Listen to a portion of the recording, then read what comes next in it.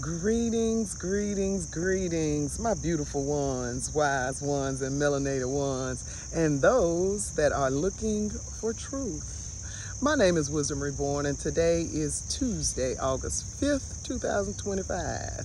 It's a beautiful day. I am out on my morning walk, and like I always do, or not like I always do, but like I do often, I decided to stop and say something.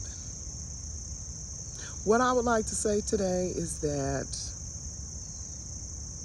no matter what you have been through, no matter what has been placed before you, no matter how you thought you were not going to make it from one situation through one situation, and then here comes another situation, and then here comes another situation.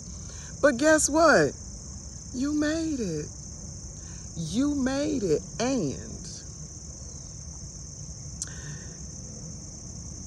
don't believe what a lot of people say. They say, don't look back at that stuff. Forget about it. You know, you keep digging in the past, da da da da da. Well, let me tell you something. I'm going to tell you this from personal experience. From personal experience, from absolute personal experience. If you don't look it dead in the eye, it will come back and it will bite you. I don't care what it is. A conversation that you keep going over in your head, a situation between you and another individual, a situation that you've been through, that you've experienced in your past, even childhood experiences. We have to go back and we have to look at them. You know why? Because all of those experiences help make us into the individuals that we are, that we grow into.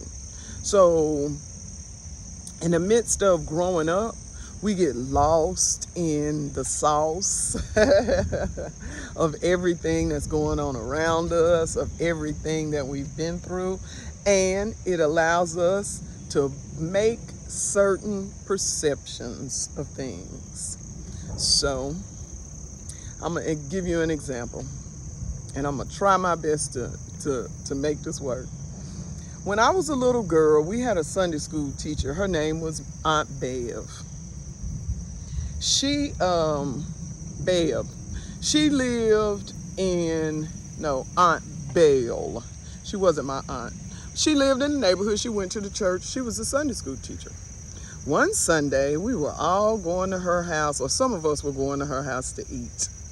I don't know how old I was. I moved when I was 9, so I was under 9, but I'm old enough to remember.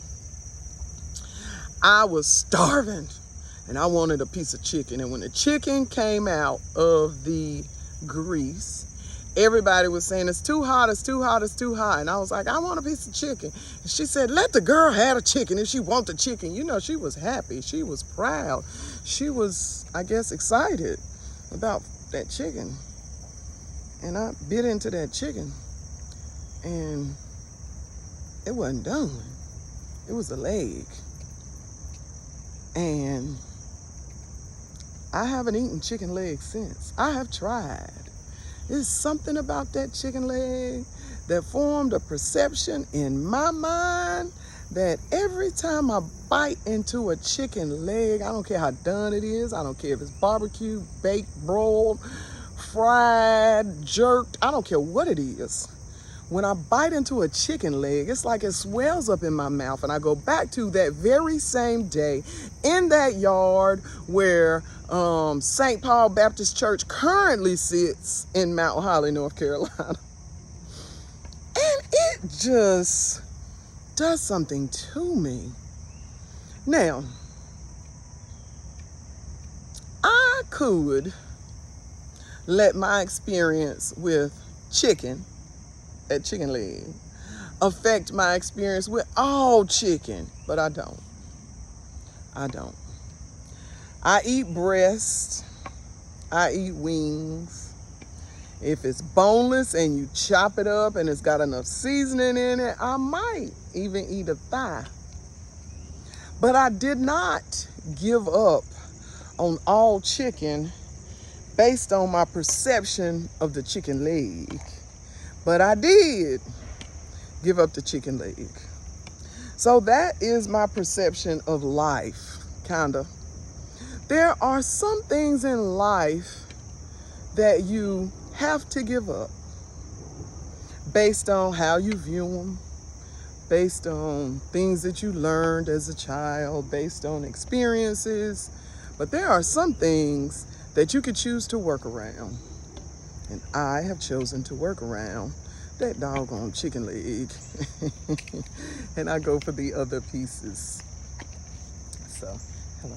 So, this morning, August the 5th, 2025, I just wanted to tell you, even though some things in life might have rubbed you the wrong way a little bit, maybe, they might have caused you to look at something with distaste.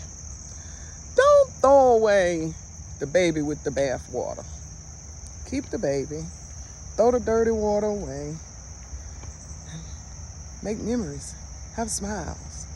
Learn to adjust. Make adjustments. Life is about adjustments.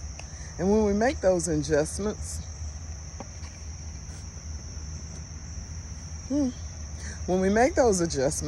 we ignore telephone calls that we don't want.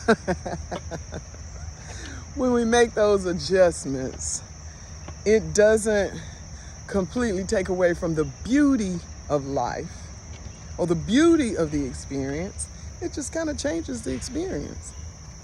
So, if you ever invite me to dinner or you ever want me to go hang out, I'm not going to eat a chicken leg.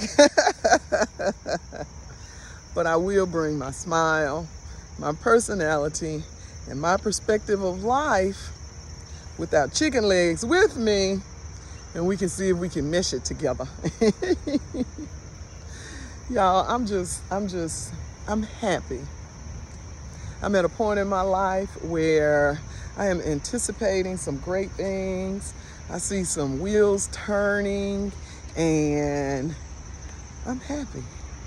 That means a lot. I don't even want to say that I'm happy, because happiness is temporal, meaning it can come and it can go. What I have, the world didn't give it, so the world can't take it away. It's kind of a whole lot of peace with an overlay of joy, with a boost of confidence, and a heavy dose, a heavy spoonful of finally learning who I am, recognizing the authority that I walk in, and learning to walk in it. It's fun. You should try it. But the only way you can get to it is if you look back at the things in your past, you process them, you don't allow them to completely change or to completely diminish your experiences in life, but you allow them to put you in a place of adjustment. When I was in corporate America, quite a few years ago, we had a changing of the guards. And we went through this program called Who Moved My Cheese? Who Moved My Cheese, I have to say, was one of the best corporate learnings that I've ever had. Better than, oh my God, there's so many of them that I've been through. I don't know. I just tell you what, Who Moved My Cheese taught me that the most important thing you could do in life, the most important thing you could do in life is to be willing to adjust and to not hold on to too many things too tightly that you don't have full control of. Let that sink in. All right, y'all, it's Tuesday, August the 5th, 2025. my beautiful ones, my wise ones, whew, melanated ones, and those of you that are searching for truth. We in this together. You got me, I got you. We just need to learn to hold each other up and see where we can meet in the middle to make it good for the tribe, because it's all about the tribe moving along forward. Y'all, have an overly abundant day. I hope out of your day, this video, whenever you see it, is the worst thing that happens in your day. I hope it only gets better from here. Have a good one.